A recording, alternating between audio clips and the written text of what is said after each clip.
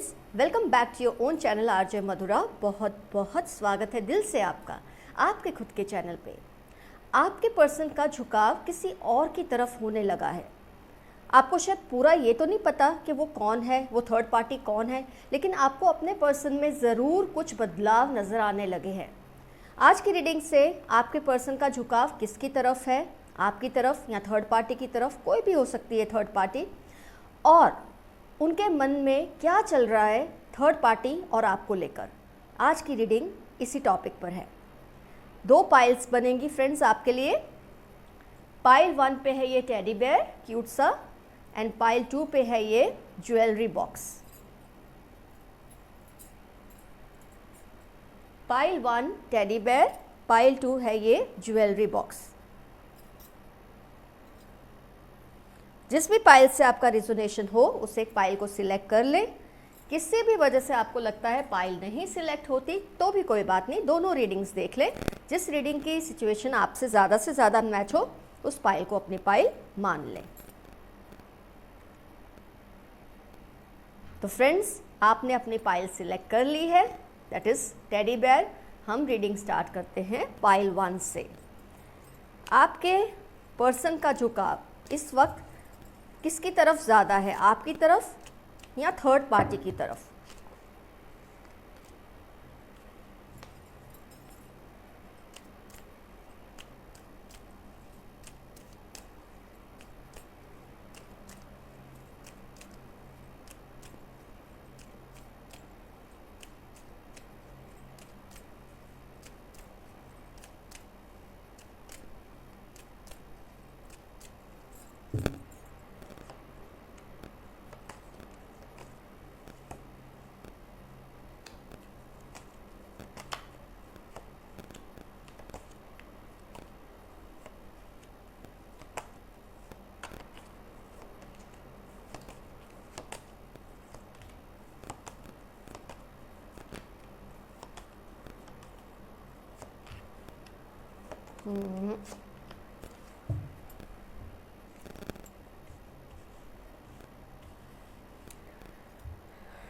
आइए friends, analyse करते हैं।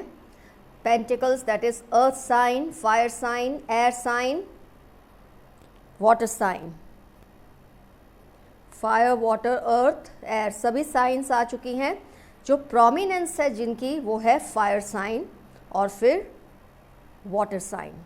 वाटर और फायर साइन का बहुत ज़्यादा प्रोमिनेंस है इस रीडिंग में। आइए शुरू करते हैं। आपके पर्सन का झुकाव, आप जो सोच रहे हैं ना कि थर्ड पार्टी है, आपके पर्सन का एक्चुअल झुकाव इस वक्त अपने करियर, अपनी जिम्मेदारी, अपने किसी काम के प्रति बहुत ज़्यादा है। आपको ऐसा फील हुआ है कि वो डिफेंसिव हो जाते हैं जब भी आप उनसे कन्फ्रंटेशन करते हैं, कुछ पूछते हैं। आपको शायद लगता है कि वो किसी से इन्वॉल्व हैं, किसी और पर्सन के साथ, लेकिन ऐसा नहीं है। ये जो थर्ड पार्टी सिचुएशन है आपके केस में, that is totally their work, their responsibility and nothing else. लेकिन जिस तरह से वो आपके सामने डिफेंसिव हो जाते हैं जब आप पूछते हैं, आपको लगता है वो आपको वक्त नहीं देते, या उनका जो पूरा शेड्यूल है पूरे दिन का वो चेंज हो गया है, उसमें भी आपको शामिल नहीं किया उन्होंने। जो कुछ भी चेंजेस वो लाए उन्होंने आपको ज़्यादा उसके बारे में नहीं बताया और बहुत कुछ चेंज कर दिया। फ़ोन आपका जितना अटेंड करते थे, या मैसेजेस जितना अटेंड करते थे, या सोशल मीडिया पे आपके साथ जितना एक्टिव होते थे, या आपको जितना टाइम देते थे, आपको ये फील होता है कि उनका इस वक्त ध्यान आप पर नहीं है। और वो अपने कुछ इस गिल्ट में आपसे क्लियर ही नहीं कर पा रहे कि वो जिस वजह से आपको अवॉइड करते हैं या निग्लेक्ट करते हैं उसकी वजह कोई और पर्सन नहीं है, उनका काम है जिस पर वो फोकस करना चाहते हैं। शायद आपकी तरफ से इतने बम्बार्डमेंट्स हो जाते हैं क्वेश्चंस के, इतने आप सवाल पूछते हैं कि वो घबरा के खुद ही गिल्टी फील करना शुरू कर देते हैं। उसके चलते वो आपको अवॉइड करते हैं, और आपको जितना अवॉइड करते हैं आपको लगता है ये किसी थर्ड पार्टी सिचुएशन में है जिसमें कोई और लड़का या लड़की शामिल है।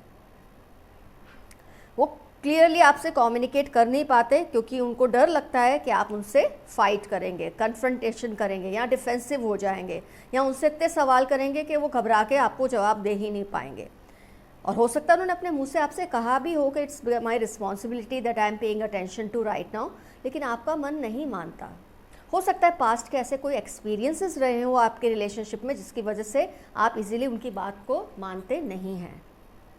इसके लिए कहीं ना कहीं वो खुद भी जिम्मेदार रहे होंगे। हो सकता है पास्ट में उन्होंने कुछ ऐसा किया होगा जिसकी वजह से आपको इजीली उन पर विश्वास नहीं आता। आपको उन पर विश्वास नहीं आता, उनको आपको समझाना नहीं आता कि इस बार जो केस है वो जेन्युइन है, मैं अपने काम या अपनी किसी जिम्मेदारी में बिजी हूँ, रहता हूँ या रहती हूँ। ये बात आपको वो खुल के बता नहीं पा रहे क्योंकि उनको डर लगता है कि आप बहुत फाइट करेंगे, आप उनकी बात मानेंगे ही नहीं। और जैसे कि मैंने कहा, इसके लिए भी कई बार आपके पर्सन ही जिम्मेदार होते हैं। पास्ट के किसी ऐसे एक्सपीरियंस की वजह से आपको लगता है ये झूठ कह रहे हैं। जहाँ तक मुझे आप दोनों के रिलेशनशिप की एक वो दिख रही है future, that is quite bright. आपके पर्सन आपको ही अपने फ्यूचर में विजुअलाइज करते हैं, किसी और को नहीं। बस ये है कि इस वक्त वो किसी जिम्मेदारी, किसी पर्टिकुलर टास्क, किसी पर्टिकुलर काम या किसी स्किल को सीखने में खुद को बिज़ी रखते हैं। उसकी अपनी कोई वजह होगी कि वो ऐसा करते हैं, लेकिन हाँ, आपको जो ये लगता है कि ये आपको सच नहीं बता रहे, उसकी शायद ये वजह होगी कि पास्ट में उन्होंने आपसे कई बार झूठ बोले होंगे। लेकिन इस बार मैं डेफिनेटली कह सकती हूँ कि थर्ड पार्टी में कोई और नहीं है। और हाँ, आपको थोड़ा बहुत इसलिए भी अजीब लगता है कि उनके जो खुद के फ्रेंड्स हैं वो भी ऐसे आपको लगता है कि वो आपको अवॉइड करते हैं, उनके फ्रेंड्स भी आपसे दूर दूर रहते हैं। उसकी वजह ये होती है कि वो आपकी और उनकी जो भी बात होती है या जो भी फाइट होती है, थोड़ी बहुत आपके पर्सन अपने फ्रेंड्स से डिस्कस कर लेते हैं और शायद वो उनको कहते हैं कि तुम इनसे दूर है ना, ये गुस्से में कुछ भी कह देंगे। ये नहीं कि आपकी बुराई करते हैं, वो उनको सिर्फ वॉर्न करते हैं और उसके चलते उनके फ्रेंड्स आपसे दूर रहने की कोशिश करते हैं। और ये सब सिचुएशन आपके मन में एक शक पैदा करती है कि आपका जो पार्टनर है वो आपको चीट कर रहा है, कुछ ऐसा कर रहा है जो आपसे शेयर नहीं करना चाहता या बताना नहीं चाहता, पर वो चाहते हैं कि वो जो कुछ भी कर रहे हैं वो कामयाबी से कर लें। जो भी उनकी जिम्मेदारी है, जो भी उनका इस वक्त टास्क है ऑन देयर हेड, उसको वो पूरा करना चाहते हैं, सक्सेसफुली पूरा करना चाहते हैं। उसके लिए वो चाहते हैं फोकस्ड रहें, किसी भी तरह की खिटपिट या लड़ाई झगड़ा वो नहीं चाहते इस वक्त। बस गलती यहाँ है कि ना वो आपको ठीक से अपनी बात को समझा पा रहे, जिसकी वजह हो सकती है उनकी कुछ पास्ट की ऐसी गलतियाँ जिसकी वजह से आप इजीली उन पर फेथ नहीं रख पा रहे, और कुछ आपका अपना कन्फ्यूजन, आपका लैक ऑफ फेथ उन पर, जिसकी वजह से आप समझ नहीं पा रहे। तो सबसे अच्छी बात है आप दोनों मिल बैठ के बात कीजिए, खुलकर डिस्कस कीजिए। आप भी जब उन पर फेथ रखेंगे, जब आप फेथ रखेंगे, वो ओपनली आपको अपने मन की बात बताएंगे कि third party is not somebody else, it's just my work. तो पाइल 1, आपके केस में टेंशन की ज़्यादा कोई बात नहीं है।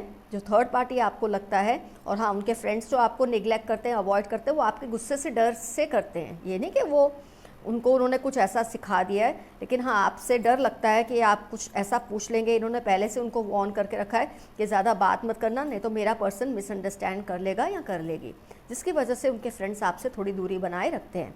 और ऐसी कोई बात नहीं है, वो अपना फ्यूचर आपके साथ ही विजुअलाइज करते हैं। 10 of cups. All in all बहुत अच्छा है आपका जो सिनेरियो है, there is nothing to be tense about it, all's well that ends well. तो पाइल 1 आपका रीडिंग हुआ कंप्लीट। थर्ड पार्टी है, उनकी जिम्मेदारी या उनका कोई काम, और उसके प्रति इस वक्त उनका झुकाव थोड़ा ज़्यादा है, क्योंकि शायद उनको लगता है फ्यूचर में यही चीज़ आप दोनों की लाइफ के लिए भी बेहतरीन ही रहेगी।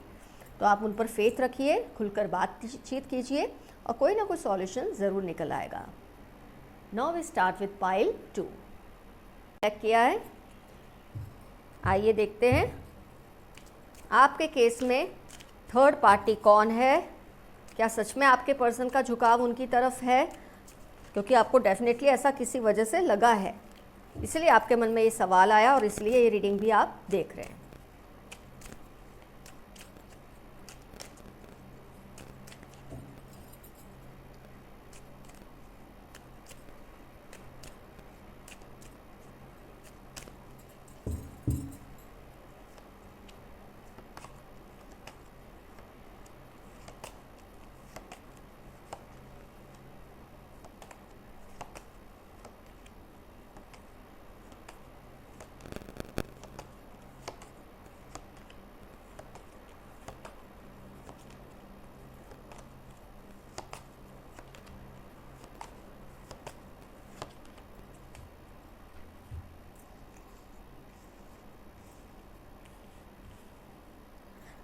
ज़ोडिएक्स की अगर बात करते हैं तो वाटर साइन है, फायर साइन है,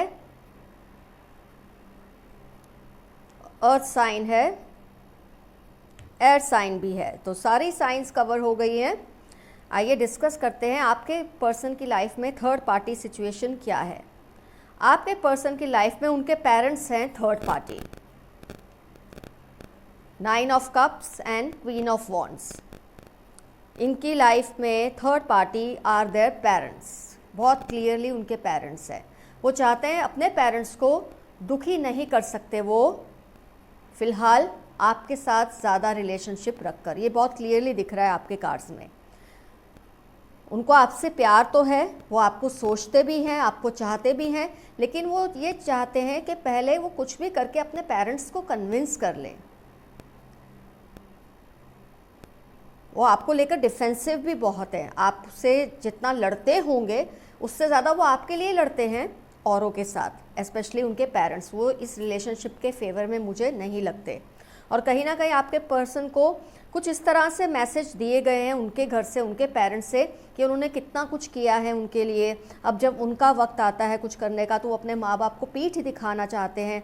तो ये जब बातें बच्चे को बोली जाती हैं, एक पर्सन को बोली जाती है आपके, तो उनके मन में गिल्ट फीलिंग आती है। उनको ये लगता है कि वो सही नहीं कर रहे, उनको लगता है वो अपने पेरेंट्स को बैक स्टैबिंग कर रहे हैं। दूसरी तरफ उनको आपके लिए भी यही चीज़ फील होती है कि वो आपके साथ जस्टिस नहीं कर रहे, क्योंकि इंसान को जब प्यार करना होता है वो प्यार में पड़ तो जाता है, प्यार में गिर जाता है, दे फॉल इन लव, लेकिन बाद में उनको रियलाइज़ होता है अरे बाबा मुझे प्यार नहीं करना चाहिए था, क्योंकि ये जिम्मेदारी है, क्योंकि उसको बुरा लगता है, क्योंकि इसको बुरा लगता है। ये सब चीज़ें उस इंसान को भी गिल्ट में डालती है और वो खुद भी औरों के प्रति इतना ज़्यादा वो फील करने लग जाता है कि सही डिसीजन नहीं ले पाता। तो इस वक्त वो गिल्ट ट्रैप में है। अपने पेरेंट्स के प्रति उनको गिल्टी है कि ये मैंने अपने पेरेंट्स के साथ क्या किया, वो जो नहीं चाहते वो मैंने क्यों किया। आपके लिए भी गिल्ट फील होता है, आपको ताकते रहते हैं, आपको स्टॉक करते हैं, आपको अगर आपसे बातचीत करते हैं तो क्लियरली भी बताते होंगे, नहीं बातचीत करते तो स्टॉकिंग भी करते हैं आपकी। तो वो ये कहना तो चाहते हैं कि मुझे गिल्ट फील होती है तुमको लेकर भी, अपने पेरेंट्स को लेकर भी, पर वो मामला कैसे ठीक करें अभी उनके बस में नहीं है। अभी उनके ऊपर सिर्फ ये बर्डन है कैसे वो अपने पेरेंट्स को कन्विंस करें और कैसे आपको भी समझा के रखें। ना वो अपने पेरेंट्स को खोना चाहते हैं, ना वो आपको खोना चाहते हैं। लेकिन यहाँ मैं ज़रूर एक बात कहूँगी कि जब इंसान प्यार करता है तब वो उससे ये पहले सोच लेना चाहिए कि उसके घर का माहौल क्या है। जैसी जिम्मेदारी आपकी अपनी फैमिली के लिए है, अपने पेरेंट्स के लिए, ऐसी जिम्मेदारी आपके अपने प्यार के लिए भी है। इंसान सोचता है मैं पेरेंट्स को दुखी क्यों करूं, तो आपको कोई हक नहीं बनता कि आप अपने पार्टनर को भी दुखी करें। ये बात आपके पर्सन को समझनी चाहिए, आपको समझानी होगी कि उसने जब आपसे प्यार किया तब क्यों नहीं सोचा कि आगे जाके फैमिली प्रॉब्लम क्रिएट करेगी तो क्या करेंगे वो। अब इस स्टेज पे जब रिलेशनशिप इतना आगे चला जाता है तो इंसान ये सोचने बैठता है कि मैं अपने पेरेंट्स के साथ ज़्यादती कर रहा हूँ या कर रही हूँ, तो वो ज़्यादती तो आपके साथ भी कर रहे हैं। जब ये मैसेज आप इनको क्लियरली समझाएंगे, ये सिचुएशन में भी मुझे ये दिखता है फ्यूचर तो वो आपके साथ ही देखते हैं, उनको अपना फ्यूचर आपके साथ ही अच्छा लगता है, वो आपको ही देखते हैं। लेकिन कहीं ना कहीं उनके मन में एक स्ट्रॉन्ग पॉइंट ऑफ कंटेंशन ये है कि किसी एक को चुनना पड़े तो वो क्या करेंगे। ये बहुत ज़बरदस्त उनके माइंड में एक सिचुएशन चल रही है कि किसी एक को चूज़ करना पड़े तो वो किसको चूज़ करेंगे। और ये जो गिल्ट ट्रैप है वो इतना हैविली इनके ऊपर हावी है इस वक्त कि ना वो सेम वही चीज़ आपको कन्विंस नहीं कर पा रहे इसके चलते, क्योंकि उनको खुद ही समझ नहीं आ रहा कि वो क्या कर रहे हैं। जब आप उनको बैठ के ये बात समझाएंगे जो मैंने आपको समझाई है कि जब आपने मुझसे प्यार किया था तभी आपको सोच लेना चाहिए था कि आपकी फैमिली या कोई भी अगर बीच में आएगा तो आप कैसे डील करेंगे। आज जब रिलेशनशिप इतना आगे निकल चुका है, आप लोग थर्ड पार्टी को बीच में ले आते हैं कि इनको अच्छा नहीं लग रहा, उनको अच्छा नहीं लग रहा।